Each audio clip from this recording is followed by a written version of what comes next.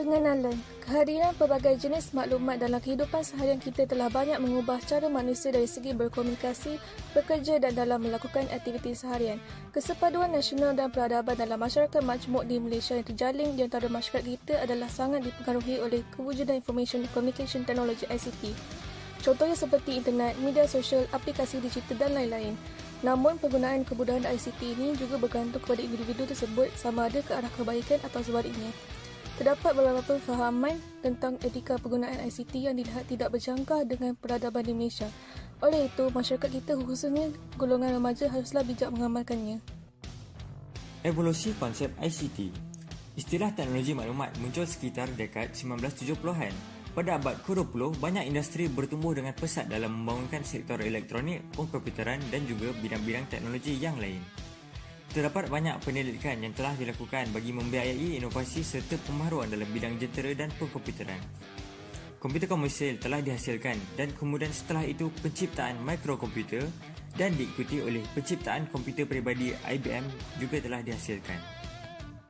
Generasi demi generasi pengkomputeran telah berkembang dan setiap perkembangannya melambangkan satu langkah yang dicirikan oleh perkakasan yang semakin kecil dan mempunyai pelbagai fungsi.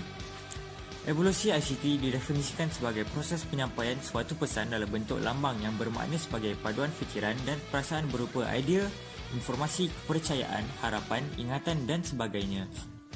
Ianya dilakukan oleh seseorang kepada orang lain sama ada secara langsung atau tidak langsung.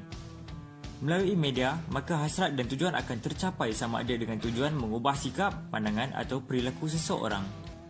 Contohnya, dalam perspektif pengamal teknologi pendidikan, media merupakan antara bahan pengajaran dan pembelajaran yang kerap digunakan dan berjaya dibuktikan sebagai satu bahan yang efektif kepada seseorang.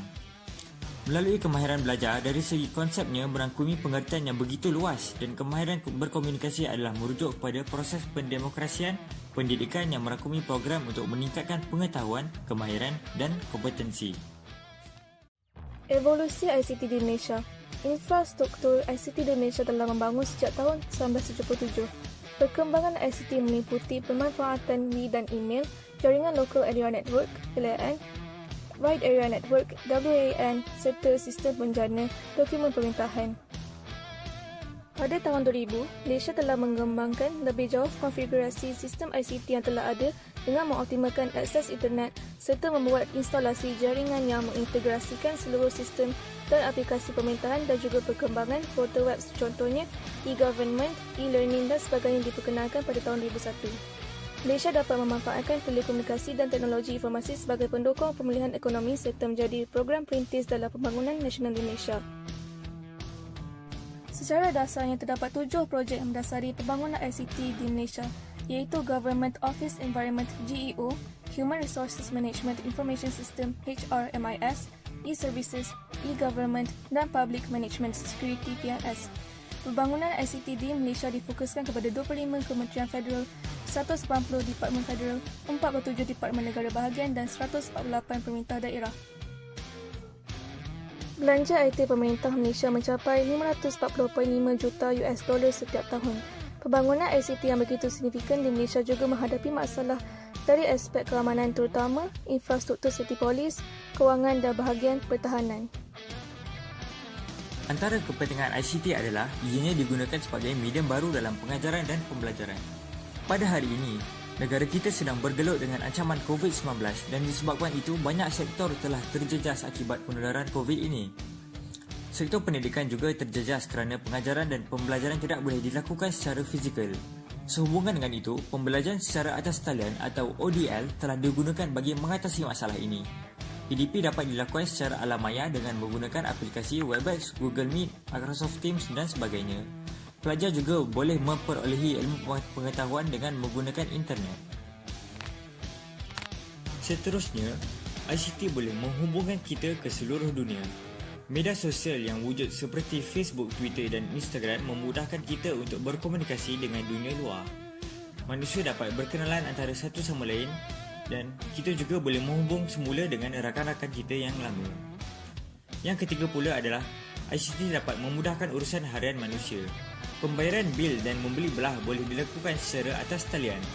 Pembayaran bil boleh dilakukan secara online banking maupun e-wallet. aplikasi e-dagang seperti Shopee, Lazada. Kita juga boleh membeli dan memesan makan secara online di aplikasi Foodpanda, GrabFood dan sebagainya. Pelajar leka dengan penggunaan internet. Mereka mengabaikan pelajaran dan tanggungjawab lain seperti membantu ibu bapa, hidup bermasyarakat dan sebagainya.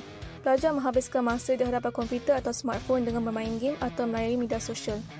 Malah perkara ini mengalahkan golongan muda yang antisosial kerana kurang kemahiran berkomunikasi sesama manusia dan malu untuk bersuara.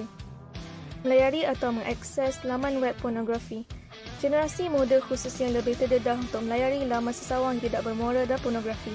Pada mulanya mereka hanya menonton sahaja, kemudian mereka akan berasa seperti mencuba perkara tersebut dengan pasangan atau kawan mereka. Perkara ini menyebabkan mereka mengamalkan seks bebas dan seterusnya membawa kepada kes peruangan bayi, HIV, sifilis dan sebagainya. Antara peradaban dan etika ketika menggunakan ICT adalah yang pertama, berfikir sebelum bertindak. Yang kedua, menjaga maklumat peribadi. Yang ketiga, berkelakuan baik dalam talian seperti yang diikuti dalam kehidupan sebenar. Yang keempat, ketahui platform anda di dunia cyber. Dan yang terakhir adalah hormati masa orang lain. Faktor-faktor ICT. Politik. Pemimpin menggunakannya bagi menyalurkan maklumat dan mengeratkan lagi hubungan mereka dengan masyarakat. Contohnya memberi ucapan bagi menyambut sesuatu perayaan. Pendidikan. Platform pada para pelajar bukan sahaja dalam hal mencari bahan rujukan, malah untuk berkomunikasi dengan lebih mudah dan berkesan. Contohnya, mengadakan satu grup WhatsApp untuk berbincang mengenai satu tugasan. Kesimpulan. Yang pertama, dapat menjelaskan ICT sebagai pengaruh kesepaduan nasional. Malah, ICT merupakan realiti kehidupan pada masa kini. Bukan itu sahaja, tetapi ICT juga boleh memberi kesan yang buruk jika disalahguna untuk perkara yang negatif. Di samping itu, ICT perlu difahami dan dipelajari supaya dapat digunakan ke arah kebaikan. Akhirnya, ICT perlu digunakan dengan penuh beretika dan beradab demi keharmonian masyarakat.